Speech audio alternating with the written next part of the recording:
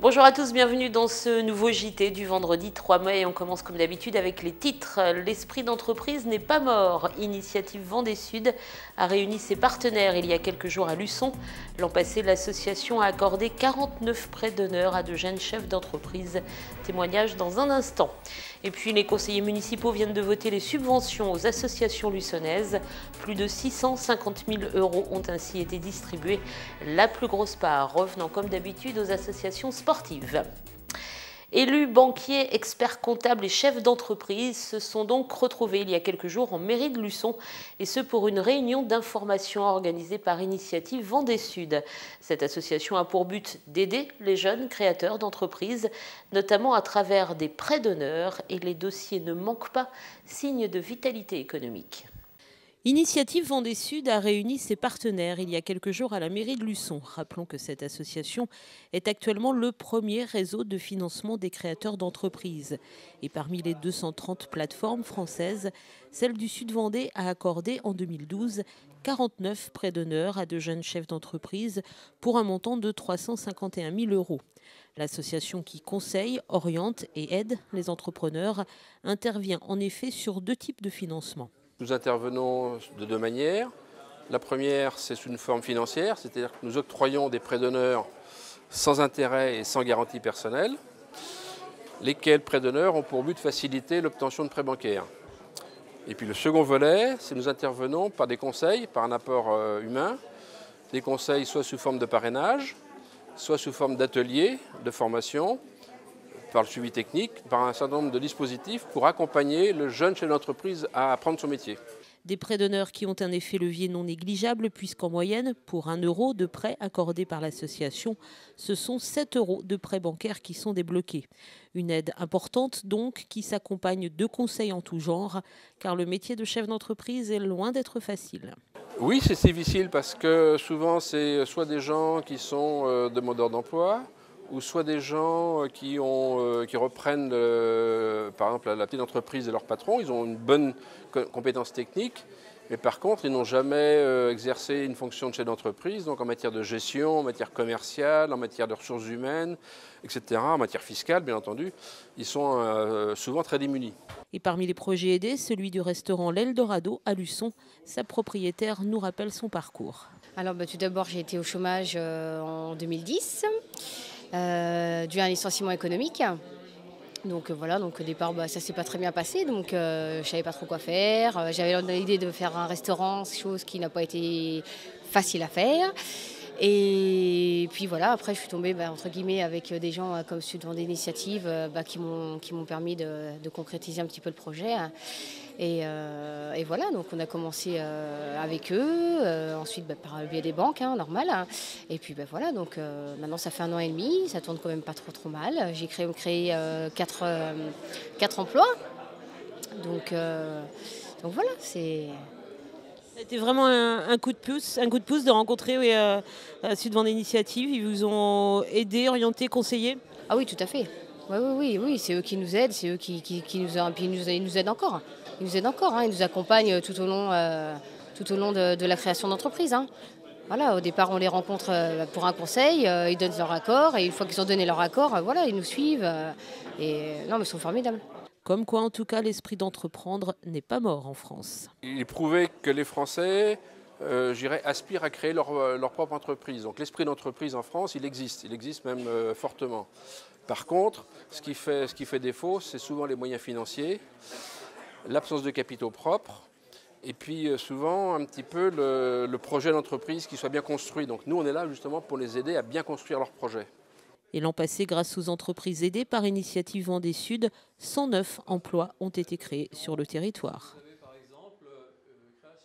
Je vous le disais en titre, après le budget, c'est une tradition. Les conseillers municipaux se sont retrouvés il y a quelques jours pour le vote des subventions aux associations. Ce sont plus de 650 000 € qui ont ainsi été distribués, la plus large part revenant donc aux associations sportives. Et à ce sujet, les conseillers ont évoqué les limites du budget et la possibilité pour les clubs de rechercher d'autres sources de financement. Après l'adoption du budget, les conseillers municipaux luçonnais se sont retrouvés il y a quelques jours pour le traditionnel vote des subventions. Par chapitre ont été votés à l'unanimité les 750 € distribués aux 7 associations patriotiques. À l'unanimité également les 98 960 € attribués aux 27 associations culturelles et urbaines. La part la plus importante, à savoir 18 500 € revenant à la Société Philharmonique.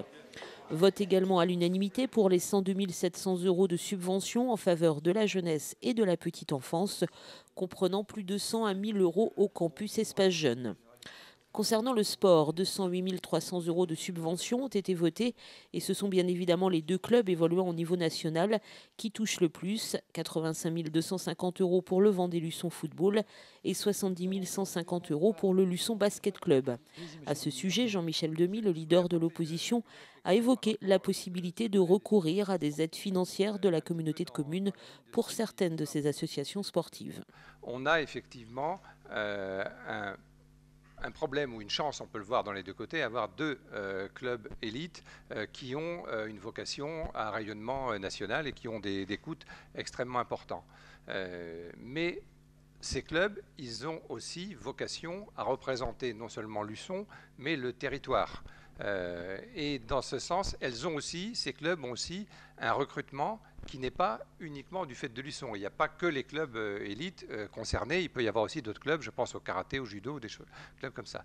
Est-ce qu'il ne serait pas intéressant de suggérer vers la communauté de communes la possibilité de donner une aide? Il existe des prorata, par exemple, quand on a des élèves d'une école, ou etc., en faisant le rapport du nombre de licenciés ou en faisant le rapport de notoriété que cela apporte à un territoire. Est-ce qu'il ne serait pas intéressant d'aller dans ce sens pour essayer, pas forcément de diminuer la subvention de la ville, mais d'apporter un peu plus de soutien au club qui, d'après les derniers contacts qu'on a eus, en exprime le besoin, d'autant plus dans un secteur où au niveau sponsoring, ça devient un peu compliqué. 2 réponses à ça. La première, c'est qu'il n'y a pas la compétence, donc il faut faire évoluer les statuts. La deuxième, c'est que pour l'instant, nos collègues de la communauté de communes sont quelque peu réticents à y venir. Ceci dit, on a eu cette discussion une fois l'année dernière, quand il y avait justement la discussion des compétences, où les villes de la côte en particulier qui rentraient demander si on ne pouvait pas faire une extension donc, des compétences pour aller dans ce sens-là. Bon, on est à 1 an d'échéance. Dans les périodes où on est en train d'intégrer trois communes, c'est un petit peu compliqué en ce moment de le faire. Bon, on ne sait pas trop quelle va être en plus la position vis-à-vis de Chanay, comment le Conseil d'État va statuer. Donc faire évoluer aujourd'hui cette compétence est un peu compliqué. Par contre, lancer la réflexion pour un aboutissement prochain est en effet quelque chose d'intéressant à faire. Il y a un moment où une ville de 10 000 habitants, elle va avoir ses limites. Elle va avoir ses limites financières. Si nous avons des clubs qui doivent monter encore plus aujourd'hui, il faut être clair, net et précis. La ville n'aura certainement pas les moyens de mettre des subventions supplémentaires. Il faudra donc, si jamais on va dans ce sens-là, avoir une démarche qui est une démarche auprès d'un territoire qui est plus large et qui représente plus de personnes pour pouvoir tout simplement assumer ce genre de subvention. Nous avons 2 clubs aujourd'hui qui sont dans les hauts de tableau et qui peuvent monter. On peut toujours l'espérer, mais c'est vrai qu'aujourd'hui, on va être clair, net et précis. Moi, si demain, on me dit qu'il me faut 400 000 € supplémentaires de subventions pour pouvoir monter, ça sera impossible. Les subventions sportives ont finalement été adoptées à l'unanimité, moins une abstention. Concernant cette fois les subventions aux associations à vocation sociale, le budget s'élève à 35 339 €, adopté là aussi à l'unanimité. Pour les subventions scolaires, 207 564 € ont été attribués, dont plus de 203 000 € à l'EGEC école primaire. Sachez par ailleurs que lors de ce conseil, la ville a adopté à l'unanimité une participation financière à la destruction des nids de frelons asiatiques. La campagne débute en mai et va s'étendre jusqu'au mois de novembre. Les habitants qui détectent des nids doivent se faire connaître auprès de la mairie. C'est en effet la commune qui demandera l'intervention d'un spécialiste qui réglera la facture et demandera ensuite à l'administré un forfait de 50 €. Par ailleurs, lors de ce conseil, les élus ont approuvé la construction d'un nouveau rond-point sur la RD 949 au lieu-dit Les Croix. Ce gératoire, dont le coût est estimé à 200 000 €, sera remboursé par la société SAS Ludis et servira à desservir le futur magasin Leclerc. Le département aura à charge l'entretien de la chaussée et la signalisation, et la commune les espaces verts, l'éclairage, les trottoirs ainsi que le mobilier urbain. Un rendez-vous à ne pas oublier ce week-end, celui du Festival du Jeu. Il ouvrira ses portes dimanche matin à 10 h. De très nombreuses attractions sont prévues, notamment beaucoup de structures gonflables, des nouvelles, des balades en poney et plein d'autres choses encore. L'entrée est bien évidemment gratuite, profitez-en en famille. Donc c'est au Jardin du Maine dimanche à partir de 10 h. On termine comme d'habitude avec le programme sportif du week-end. En football, Luçon, toujours plus près de la montée en nationale, se déplace ce week-end au Mans. Les Herbiers jouent à Lorient et Fontenay reçoit samedi soir à 18 h 30 le stade bordelais. Et puis en basket, je vous rappelle que le LBC a conclu sa saison le week-end dernier à Dax en s'inclinant 83-52. Les Luçonnais terminent à une très belle 3e place de ce championnat derrière Tarbes et Garonne. Et puis le basket sera à l'honneur toute la semaine prochaine à Luçon avec un camp national de niveau Pro B AN2. De très nombreux joueurs et entraîneurs venus de toute la France seront là.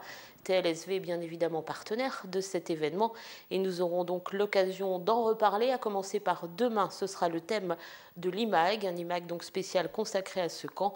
Nous recevrons Elric Baccolini, l'organisateur du camp, Carole Robin, vice-présidente du LBC, et Cyril Dacour, le meneur de jeu du Luçon Basket Club. À ne pas manquer donc demain sur TLSV. Bonne soirée, salut.